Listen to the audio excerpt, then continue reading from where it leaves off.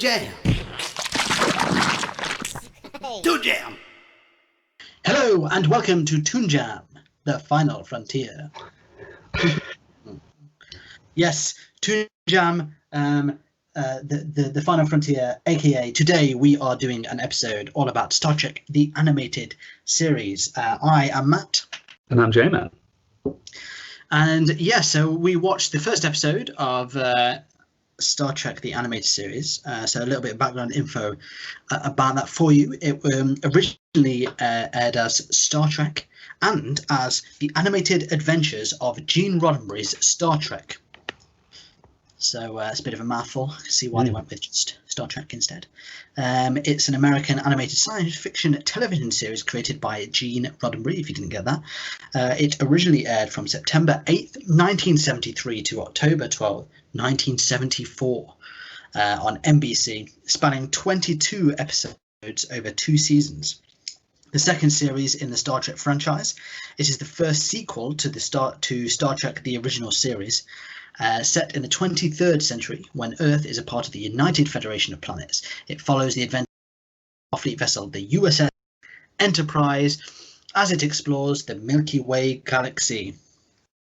After the cancellation of the original series, live action, in 1969, the live action show proved popular in syndication and generated significant fan enthusiasm, if you didn't know already. The result in Roddenberry's decision to continue the series in animated form. Much of the original cast returned to provide voiceovers for their characters. Show writers David Gerrold and DC Fontana characterized the animated series as effectively a 4th season of the original series.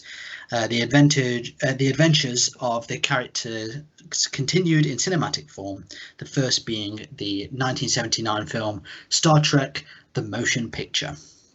The animated series was the original cast's last episodic portrayal of the characters until the cartoon-like graphics of the Star Trek 25th anniversary computer game in 1992, as well as its sequel, Star Trek Judgment Rights, in 93, also a computer game.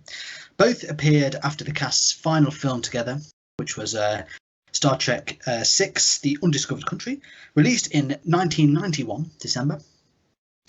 The animated series was critically acclaimed and was the first Star Trek series to win an Emmy Award, when its second season won the 1975 Emmy for Outstanding Entertainment in a Children's Series. Ooh. So that's the basic roundup of Star Trek. Give you a moment to absorb all that information. Just a few other points about it, as if that wasn't enough. The animated series featured most of the original cast voicing their characters. The major exception was the character of Pavel Chekhov, aka Walter Koenig, who did not appear in the series because the series budget could not afford the complete cast. He was replaced by Lieutenant Arex, whose Edosian species had 3 arms and 3 legs. And then there was also Lieutenant Merez, a female Katian, who sometimes stood in for Uhura as communications officer. Besides performing their characters, Montgomery Scott and Christine Chappell, James Doohan, and Bill Barrett, all voices Arex and Merez, as well as several other characters in the series. Initially, and this is pretty interesting, Filmation was going to use the voices of William Shatner, Leonard Nimoy, DeForest Kelley, Doohan and Barrett. But Doohan and Barrett would also perform the voices of Sulu and Uhura. Nimoy, who is Spock, refused to voice in the series unless Nichelle Nichols and George Takei, who are Uhura and Sulu, were added to the cast, claiming that Sulu and Uhura were proof that the ethnic diversity of the 23rd century and should not be recast.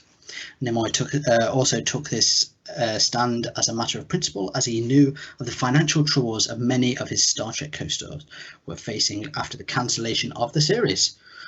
So there you go, Leonard Nimoy, nice guy Nimoy. What a bro! What a bro, standing up for his fellows. That's it. A few fun facts. It just continues. Should have known when we dived into the Star Trek universe that there was going to be a lot of preamble. But the original Star Trek series, the title character was given the name James T. Kirk, as you may all know. But it wasn't until the animated series that writer David Gerrold expanded on the T, giving us Captain James Tiberius Kirk. So he didn't get the name Tiberius until the animated series. That's pretty cool. Yeah, so pretty fun fact for you there. They also, it's also the first appearance of a holodeck, which was in the series named Rec Room. That didn't appear until the animated series, as well as a personal force field belt, which was basically made because it was cheaper to do that than draw a whole suit. Makes sense. And easier. Yeah. So pretty interesting stuff. As far as canon goes, though it's not officially been made canon, in 2007, Star Trek's official site incorporated the information from the animated series into its library section, with many pointing to this as evidence that the animated series is canon, though this has not been officially confirmed. Both Gerrold and Fontana have stated that the animated series is essentially the fourth season that fans originally wanted. Should also point out, if you don't remember, DC from Captain Simeon and the Space Monkeys. Better known, perhaps. Yeah, We'll see. that's it. We So know there you you're all go. thinking it. Ooh, breathe. Have a bit of space. Oh, Star Trek, the animated series. Now, I take it you know of Star Trek. I do, yeah. I know it's Star Trek. Franchise. And obviously there's newer ones now. There's been plenty over the years. But have you ever, before we watched the first episode, had you ever watched this before? I don't believe so, no. No, I don't think I ever did see it. What about you? I have seen it, not much of it. I've seen a couple of episodes, I think 3 to be precise. That's very specific. Well, I just, because obviously we watched this, it's on Netflix in the UK. And so we watched it on there and I could see exactly which episodes I watched. So I had seen this episode before. Right. I should point out that episode 2, which I think is called Yesteryear, actually has loads in it that's been used outside of it. So there's elements, because it's set, it goes back in, Spock goes back in time and sees himself as a young boy. So as a young boy, he's getting bullied by a load of kids at his outside his house or something. But it's pretty much exactly the same as the scene from the film, Right. the newest first film. And then there's numerous appearances of some of the creatures that are in the episode in the actual Star Trek series, as well as a lot of it's been used in the new series as well, because obviously we saw Spock as a boy in season 2. If you watch it, a lot of that's been taken from this one episode, which is quite significant, I guess. universal, it seems. Yeah. But yeah, I haven't seen much of it. I had seen this episode before, but I'd seen more of the actual original series. I quite like Star Trek. But how are you on Star Trek as a franchise? Yeah, like I never really got into it when I was, younger or whatever. Like basically, I think my jumping on point was probably the Abrams films. That was the first time I'd actually sat down and properly watched any of it outside of, seeing the odd clips of episodes or whatever. But yeah, so I think that, those I saw the first 2 films, and then I have seen the first series of Discovery as well. But other than that, that's pretty much You've where seen the my... second series as well, haven't you? Oh yeah, I have actually. Yeah. Yeah, we're on 3 now, are we? Yeah, yeah. Yeah, sorry. Yeah. So I've seen the first 2 series of Discovery. So yeah, Yeah. but that's it. That's pretty much it. Yeah. I've seen loads of it. My parents were like big fans, so it was always on in the house. When I was a kid, it was just something that was getting in the way of my cartoons because it was on at 5 every day, and it was like, oh, come on. Yeah. Oh, why do we have to watch this? But then, you know, Stockholm Syndrome took place, and I started to enjoy it as I got older. Until now, I'd say I'm quite a big fan of it. But yeah, not seen much of this. So it was, like I say, I've seen this one before, but it's still interesting. It was a while ago, so it was interesting to go back and kind of revisit it. What were your sort of first thoughts? Was it as you imagined it would be? In a way, I was expecting it to be pretty clapped out. So, like visually and stuff, it was kind of, it was a bit better than I was expecting, to be honest. I was, like we'd seen more recent stuff that was probably worse than that. Yeah. Like, it's not exactly top quality, but I think they do a good job with what they've got. I think it's so strange because it could be a radio show. Yeah, definitely. And the animation is clearly like pretty like poor. Like they don't move much. No. But but like the script is pretty solid. Yeah. And obviously you've got the same voice actors, which is not something that's absolutely not something you get, especially at this time. Yeah. If you ever made a cartoon series. I mean, look at like Ghostbusters, for example. We visited that not long ago. That's like a decade later as well. Yeah.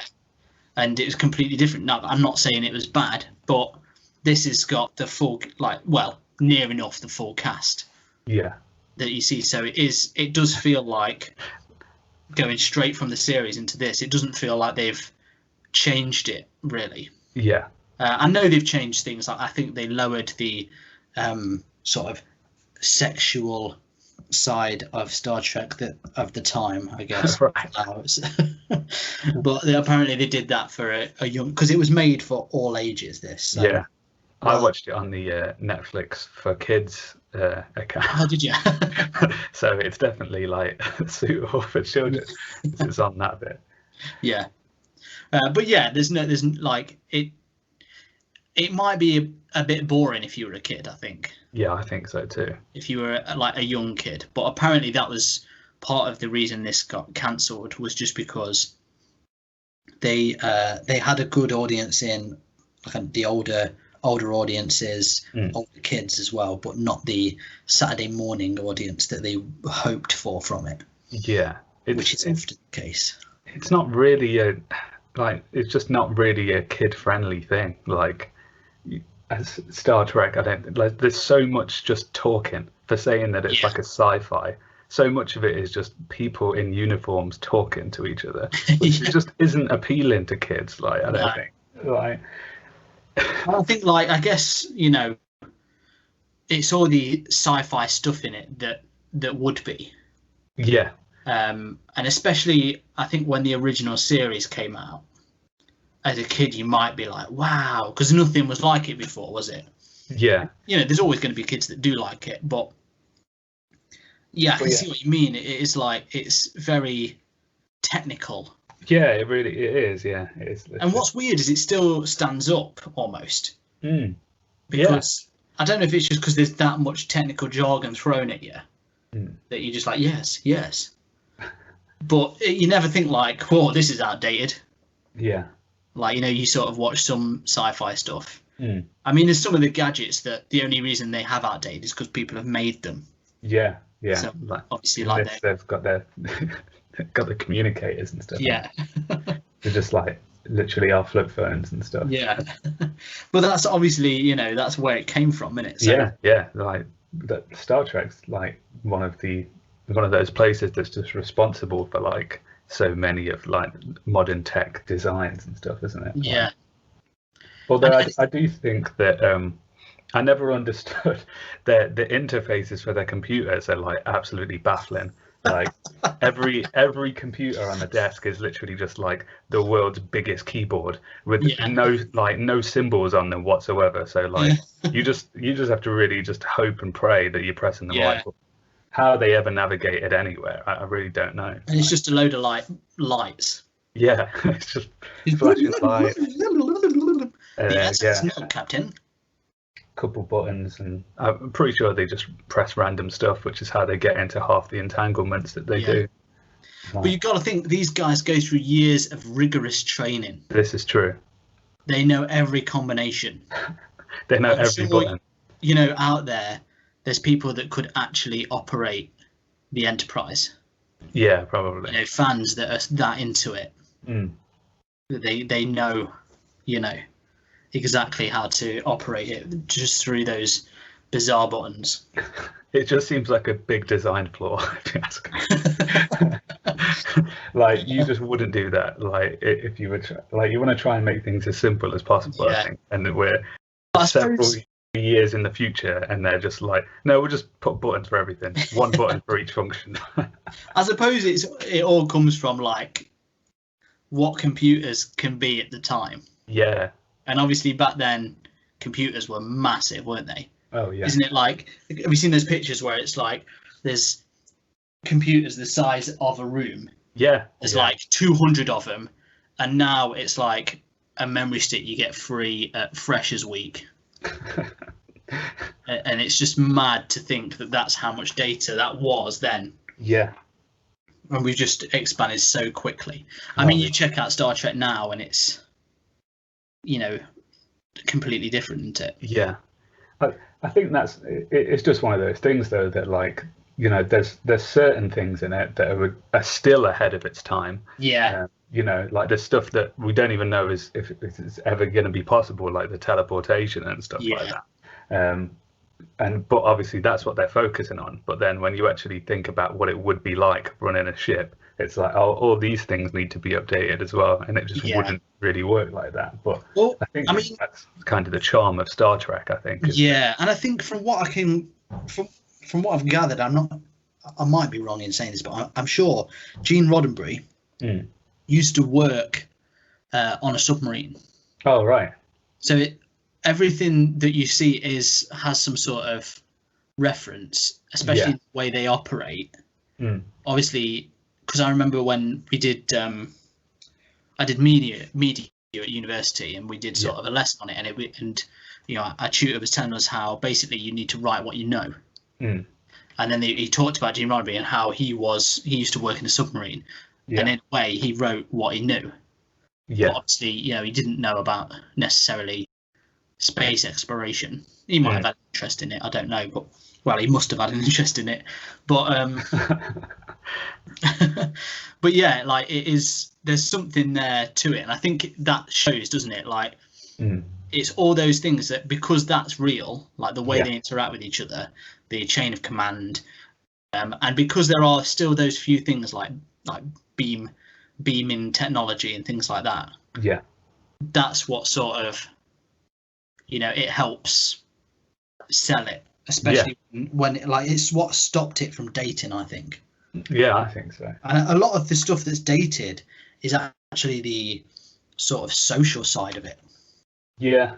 The way, because obviously, like we said before, the whole point of Star Trek, especially at the time this was made, and I still think it is to break social boundaries and you know, better ourselves in some way. And it's amazing looking back at these, because this is being progressive. Yeah. And you don't see it so much in the series, I suppose, but you do see it in the animated series, but you do see it in the main series. Yeah. How, you know, how bad things were back then, for saying that's progressive. Yeah. Which is hilarious. But, you know, you have to, you can't just say that's bad, because at the time it was progressive, and if it weren't for that progression, you won't be where you are now. Exactly, yeah. But I do find that appealing about Star Trek, and I think that's something that makes it different, is that, like, you know, that essentially, like, it's like a utopia, isn't it? Like, like this crew of people, like they've pretty much perfected, you know, like diplomacy and every like tech and everything, and they're just kind of exploring other places to see what they've got going on and see if they can. Yeah, and it's like help what's out. clever is you see all of our problems Yeah, in these new species. exactly. Yeah, And it's like we've transcended. In the future, we're, you know, the best we can be. But these other things, these other places are where we are now. yeah, So it's our job to help them. And it does like, it's easier to see when, you know, when it's not you, when it's not necessarily a mirror that you are aware of, if that makes sense. That's it. Yeah. So in this episode, for example, it starts with and we've got like the ships being pulled into like a planet's gravity, which like is pretty hilarious anyway, because it just very slowly moves the ship. Like everyone seems to be panicking somewhat, like the music amps up a little bit, but like on screen there's not really a lot going on. Which is often the sort of, that's where this series, I think, you know, it's the budget issues and the animation that kind of just let it down a little bit. Yeah, there's lots of little things that are weird, like how you know, like sometimes you'll see the ship moving and like there'll be like little stars and stuff that are like tracking at the same speed as it, which is just like, I assume they did that so that it didn't look as static and stuff, like it didn't just look as flat. But it also is like, that doesn't seem right. Something's a bit wrong there. Like sometimes you're like, was that like a bit of fluff or something that just kind of stuck on the like on the animation side? Yeah, it just kind of looks a bit weird. But and then it's hard for them to show the ship sort of doing stuff without it looking weird. But so it starts with the ship like gravity, and then they discover like a craft that's sort of like been like that's desolate, this weird kind of alien craft, which was quite cool as well, because the design of that alone was like, oh, this is quite cool. Like, it looks really different. And that's where like I always find that when you watch the old Star Trek stuff, like including this, and there's stuff like that you see in the new stuff and you think, oh yeah, that's cool. But when you see it in the old stuff, you're like, oh, I didn't realize they'd done it then. Like those ideas really like out the box, like outside the box thinking. Yeah, definitely. Like it's because I think you, like I say, I think you can forget sometimes that like how sort of like the levels of sci-fi that this kind of reached when you kind of look at it. You're like, oh yeah, you know, there's just these guys in uniforms and whatever, and they just chat a lot. But like, there's loads of moments where it's like, this is actually really cool. Like, this is really like this is an exciting little bit of sci-fi and stuff. And like, just those designs and stuff were really that I got interested at that point. That piqued me. And I was like, oh, what is this weird creature? So it's like an insect-like craft. And then I think what makes it, I mean, I guess it's part of how Star Trek works and also how it explains stuff to the audience, but it's quite funny just how people just say stuff out loud all the time. Like, as they enter the ship, like Spock just starts reeling off all the details about it. Like, who I imagine would be a really annoying person to be around. Like, if you were just walking through town and he's like, oh, I see that Argos has changed their opening times from 6 p.m. to 8 p.m. Just like, yeah, shut up, Spock. No one cares. It's like, I can see the same thing you can see. Yeah. Everyone's watching this. Like, it's like, this is all obvious stuff. We're all trained at the same academy, mate. Yeah. Why do you have to tell everyone? But it's very helpful as a viewer. Yeah, it is. Yeah. Especially for kids that just probably wouldn't pick up on a lot of stuff. But yeah, so they enter this weird craft that's got like honeycomb kind of design and stuff, and then start figuring out what's going on, because it looks like the aliens have left. It's like some sort of weird thrillery twist of like they escaped from the inside out, and so like that's kind of, you know, foreboding in it as it is. But like, I was at this point, I was already like, oh, this is a bit weird. What is going on? Because it does, like, this is what the actual series does as well. It builds tension really well. Yeah, in a yeah. place where you don't suspect it. And I think, especially old Star Trek, Mm. there's something about it that is like both high quality Yeah, and at some parts, obviously because of the time and we didn't have the same things, and or looking at old stuff always is, but some parts hilariously bad. yeah, yeah. And that combination is like so strange because it's It like is. both ends of the spectrum, like high quality, the highest quality you can imagine of it, Mm. and then the lowest. Really, it's like a polarizing experience. Yeah. Like because Straight after this, like when the reveal, so the idea is they've all escaped because the planet has a magnetic entity yeah, that is trying to escape and take over a load of, like, it could take over all sorts. The idea yeah, is, isn't it? And it takes over the Enterprise. mm. And this is where it starts to get hilarious, Yeah. just because the voice of this entity. So not fit in. Obey me, obey me. So naturally they have to find a way. It takes over the Enterprise and they have to find a way to get it back and escape, and they use a slingshot maneuver. It's pretty cool how they work it out, and that's like classic Star Trek. Like their solutions aren't just obvious shoot at it or something like that. They use actual things that you'd want them to use in space or something like that. So just slingshot around it and then create a sort of, it destabilizes it, doesn't it? Yeah. But then they get it back in the planet, and this is a bit that cracks me up when they're sort of going away. He's like, I'm so lonely. So lonely, come back. It like really was an emotional roller coaster, because when they were on the ship and like they were trying to figure out what had happened, I was genuinely creeped out of like, what is this thing that is like just like there's even like a creepy old message from like the old commander that's like, this, we tried to trap this malevolent being instead of letting it loose on the other, and it's like, oh god, this thing's horrible, whatever it is. The end of the episode where it's like, please don't leave me. Leave me, please. You're like, oh. It's just some loser energy. Yeah. Obey me. Obey me. Obey me.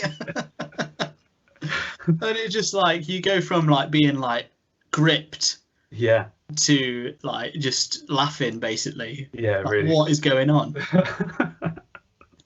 I mean, it is like you say, an emotional journey, and it has everything sort of that I've come to enjoy about the original series. Yeah, it's all here.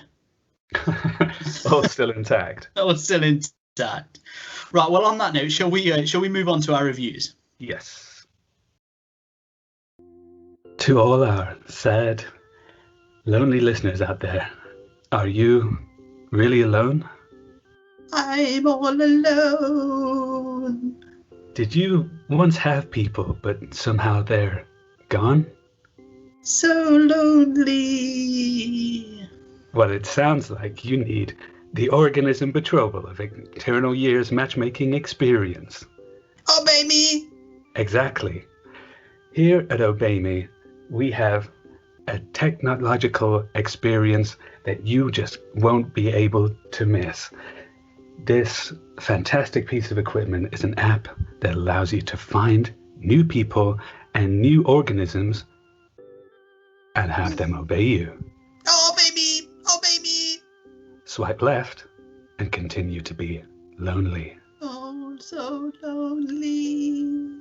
Swipe right and have them obey you. Obey me, obey me, obey me, obey me, obey me. It could be just a simple desktop computer. Click obey. Obey me. It could be an intergalactic spaceship. Click obey. Obey me. It could be someone just like you, but you can have them obey you. Obey me, obey me. Here at Obey Me, the Organism Betrothal of Eternal Years matchmaking experience, you can have the world obey you. Obey me.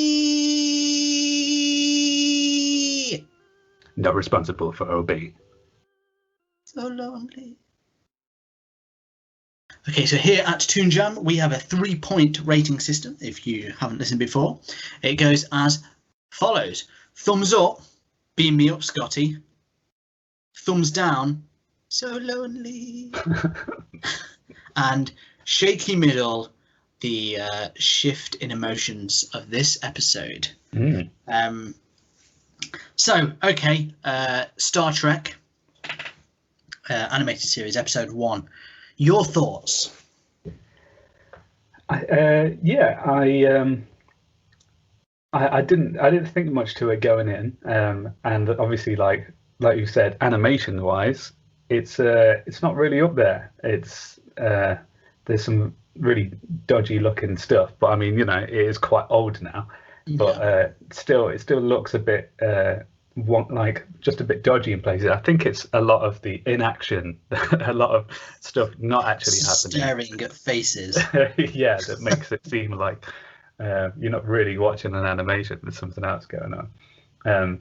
But I mean, some of that also adds to the fact that there's so much like humor in here that's unintentional, that still makes it enjoyable to watch because you're kind of cracking up at stuff that you probably shouldn't be. But it still doesn't take away from the serious moments. So like you've said, you can still be a bit weird and creepy, and then, you know, you can laugh at the long pause someone takes after saying something that everybody knew in the first place. Yeah, it's got all that going for it. And as far as like the actual plot goes and stuff, like it was a cool episode. Like I was still invested enough in it to be like, what's going on here? Like, Yeah, it's, you know, if they basically redid this whole thing with just like, you know, the live action folks, you probably wouldn't bat an eyelid. Like the story's still pretty solid. yeah. You know, apart from maybe the lonely bits at the end, but But yeah, like that is something you would see in the actual. It's not like outlandish.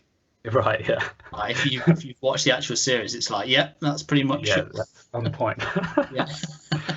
But yeah, I think overall, like it's still very watchable. Like there's not really like even the stuff that's clearly, you know, shows its age and stuff, that still kind of works in its favor anyway. So now it just kind of looks like a classic cartoon in a way. So yeah, I don't think there's anything I'd particularly want to change about it, because I think it's got a very like unique kind of feel to it, and it's still like a cool, solid sci-fi show. So yeah, I think it's up for Star Trek. Welly Wellingtons. Yeah, I was not expecting that from you. neither was I.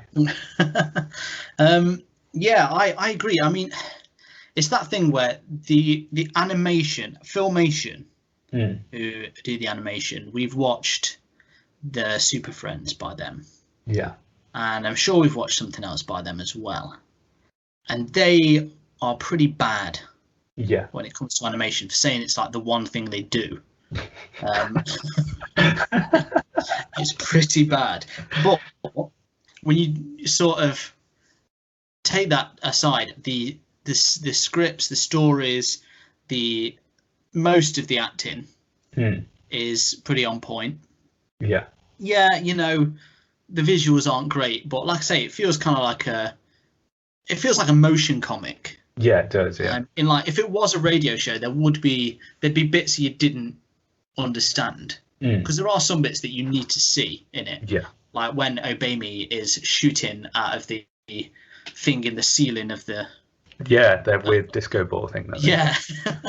And when people are getting shot, and you know, you get to see the force fields that they've made and stuff like that. That's it. And you know, they've kind of worked around things like the force field belt is actually more progressive than the spacesuits they wear in, say, the new film. Yeah. Like, you could just have wore a belt.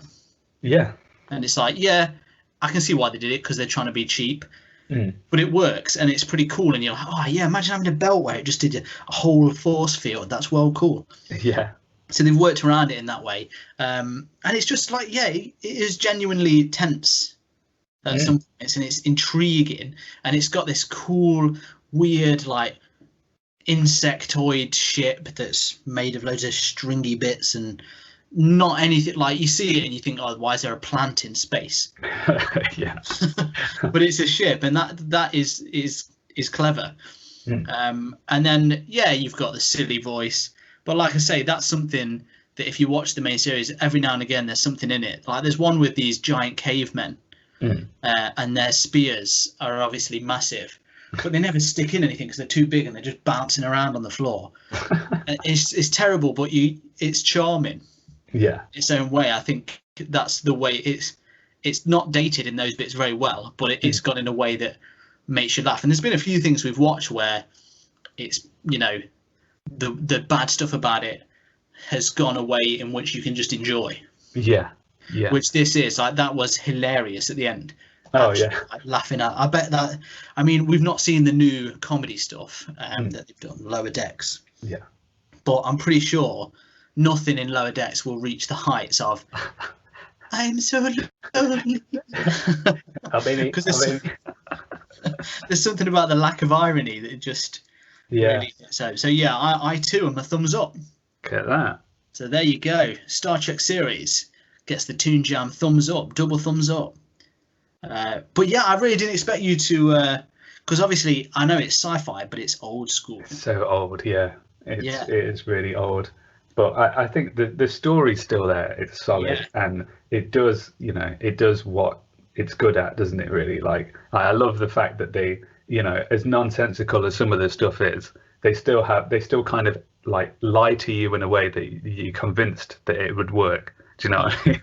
It's just like, well, this is kind of how it works. It does this and this, and you're like, that checks out. Whatever. Yeah. Like, you're exactly. Completely taking it. So the big question that I wanted to sort of get out of this was, do you think now that you've watched this that you could go and give the original series a try? I'm not asking you to actually do it. I'm just thinking, do you think you would now you've watched this? Yeah, maybe, because I think I guess all the sort of like preconceptions of like what Star Trek is and was is kind of broken down by this, because it's like I think all the stuff that I was kind of avoiding is now just part of like the full package, isn't it? Yeah. Like you get those stupid bits that, like, why did they do that? but it's, you know, again, it still makes it enjoyable. And in its heart, it has got like the stuff that I want, you know, like it's got cool, you know, they're human stories like wrapped in sci-fi, aren't they? Yeah. And like that's always appealing. So yeah, maybe I will give the older ones a bash, because I do like the way that they act as well. It's pretty bad.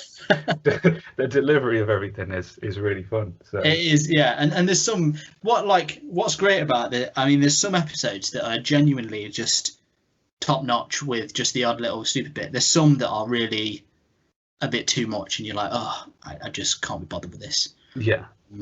Which I'm sure you'll find, but you know, it's worth going for those good ones, because they're always surprising. And I think because they are the age they are and from the time they are, it's going to be, you know, and you remember those corny bits, but then you're like, actually, this is solid. This is really good. Yeah. So there you go. And I just want to take, I know we're running on in time, but I just want to bring up this weird sensation that I'm currently experiencing on the social media, that Yoink of the Yukon seems to be getting a lot of action at the moment. Yeah. People are crying out for more Yoink. Where does these people come out of? I don't know. It just seems to have popped up. Someone influential has said, yeah, I want this. And then people keep posting. And like our posts from ages ago with Yoink of the Yukon that obviously, you know, nobody cared about at the time. Yeah. Now getting loads of hits. It's so strange. So, you know, not the only ones crying out for a Yoink revival. That's it. Finally, we've been heard. It's coming back, folks. You heard it. You heard it here first. So yeah, keep your eye on that one. Yeah, we'll keep you posted as this develops. Well, thank you for joining us. If it was your first time joining, I hope you enjoyed. If you're a long time fan, then I hope you enjoyed as well. I hope you all enjoyed it. And if you did, please feel free to rate and review us. It really helps us out. It helps people find us, keeps us ticking over, as well as our Patreon. If you're interested in bonus episodes, you can find more there. Otherwise, if you just want to get in touch with us, you can do so on the 3 lonely entities of the internet: Facebook, Instagram, and Twitter at ToonJamPod. Otherwise, until next time, you stay jammy. Hey everyone, thank you for listening. If you want to help the show keep going, you can be extra jammy by heading over to our Patreon page at patreon.com/ToonJamPod. Here you can get a shout out on the show or unlock bonus episodes. Ratings and reviews anywhere you listen to the podcast also really help us out. So thank you, and stay jammy.